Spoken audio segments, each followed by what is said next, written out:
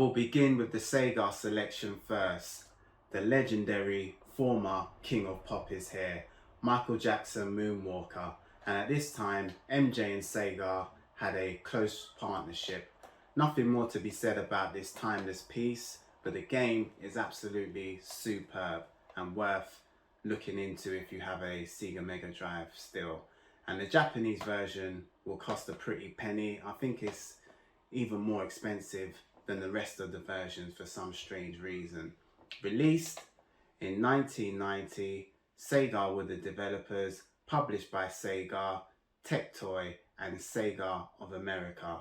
Also, this was released on the Master System / Mark III, and you could play this in the legendary arcades. And I am blessed because I have the historic instruction booklet. Michael Jackson Moonwalker on the Megadrive. Next is Venom Spiderman Separation Anxiety. This game is a bit of a rarity, but it's an excellent beat 'em up where you team up as Venom to save the day and clean up them city streets. This was released 1995. Acclaim Studios Manchester created this gem, and it was published by Acclaim Entertainment, which is the main company. It was also available on the PC and the Super Nintendo. But it's a damn shame because my manual is MIA. Then we have Teenage Mutant Ninja Turtles Hyperstone Heist, and to buy this complete with the box, game and the manual will destroy the average person's pocket because prices are nothing to play with here. The UK and the US version, this is the US version I've got in my hand for the Genesis, is costly, but the Japanese version is double in value, and even the reproduction copies of the Japanese version will absolutely tear a hole in your bank account. And yes, it's difficult to pick a cover art because I think they are both showstoppers. And this was released 11th of August 1992, and I think it was released later in other regions. Konami was the developers, and Konami and Tectoy were joint publishers. Teenage Mutant Ninja Turtles Hyperstone Heist. And still keeping with the Sega classics, Blood Will Tell, and this is what you call complete in boxed, because I have the product book which looks like this, and inside will be displaying all the titles coming up in the pipeline. And then also, to be complete in boxed, we would need the product registration card, which this one is literally a diamond in the deepest dirt, and it's very sought after with that iconic supersonic printed on the front. And also, to have complete in box, obviously we would need an instruction booklet and the physical disc itself, and along with the case and its glittery cover art. And this was released September the 4th 2004. Now this game has many labels, and one of them is the Holy Grail, Kuon, a From Software survival horror masterpiece on the PS2, which has a ridiculous price tag attached to it, especially if it's complete with the manual, let alone, like I have here, let alone if it was CIB. And just for the disc alone, it could cost you a fortune.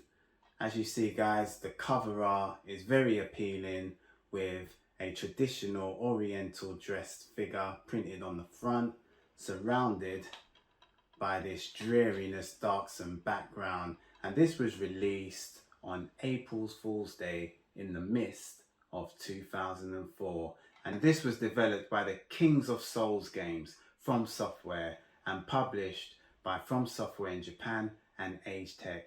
And this by far is my most valuable PS2 game. And in English, Kuon me's to see. And last of the PS2 selection is another exclusive just for the amazing PS2 hardware. Hack Part 4 Quarantine, the final chapter. And this is part of the Hack series. And number 4 is very sought after, hence the price. And this was an RPG, and it was also a multiplayer RPG way back when you had that dial-up connectivity. Some lucky ones was already ahead of time using that DSL connection without any disruption of the phone line. The UK version is very costly, and if you have the 2 disc of the European version, prices will go through the roof.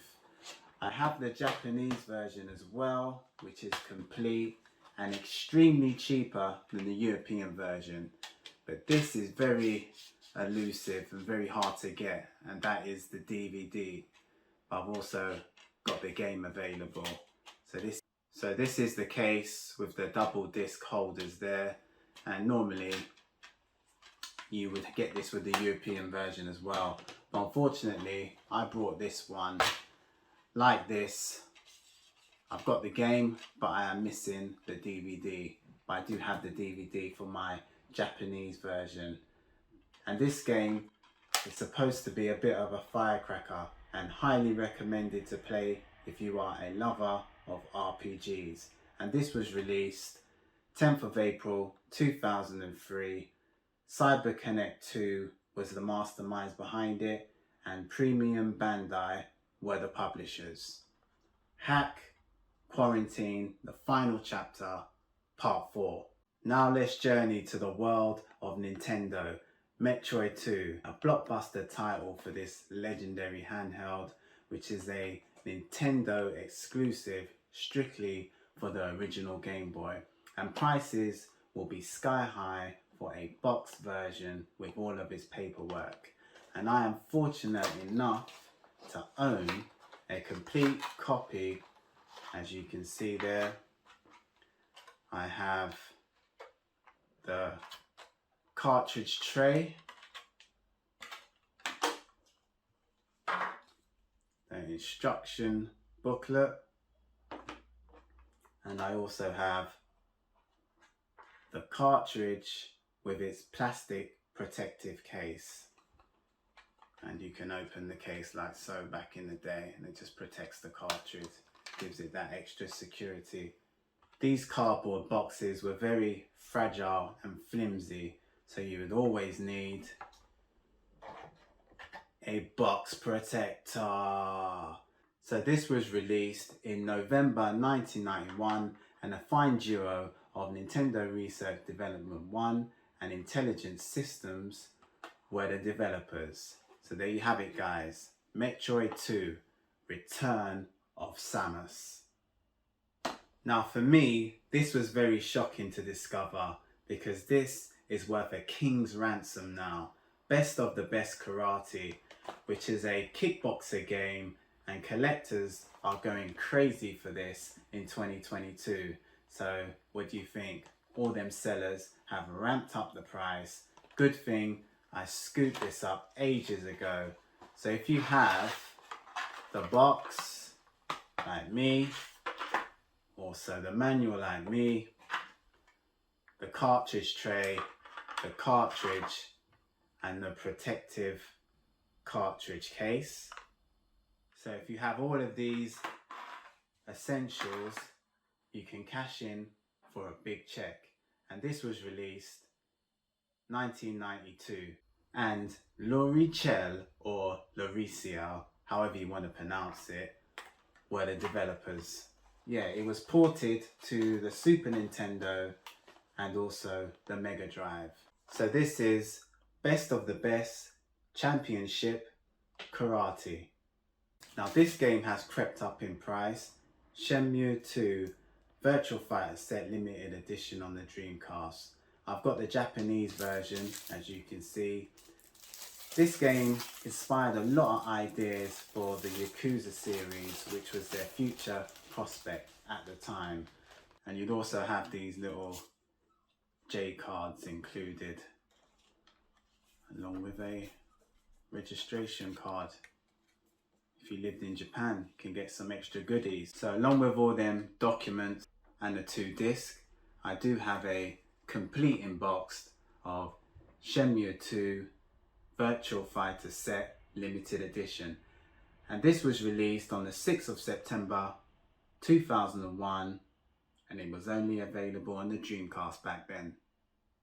And finally, Final Fight CD on the Mega CD / Sega CD. And again, I was surprised how much this has doubled up in value. Looks like I got it in the nick of time, and the best way to play this game is on the Mega CD. And I have the Japanese version of the game, which holds the most value, along with the US version of this. Final Fight is one of my favorite scrolling beat 'em ups of all time, and I'm glad to say I do have the nice shiny disc along with that glittery manual. And Final Fight CD was released 1993 on that infamous add-on they call the Mega CD / Sega CD, and it was ported by A-Wave, published by Sega, and Capcom gave them the green light to create this greatness. So that's 10 more expensive games in my collection so far. Okay guys, if you like the video, give me a thumbs up. Even better, subscribe. Till next time, see ya.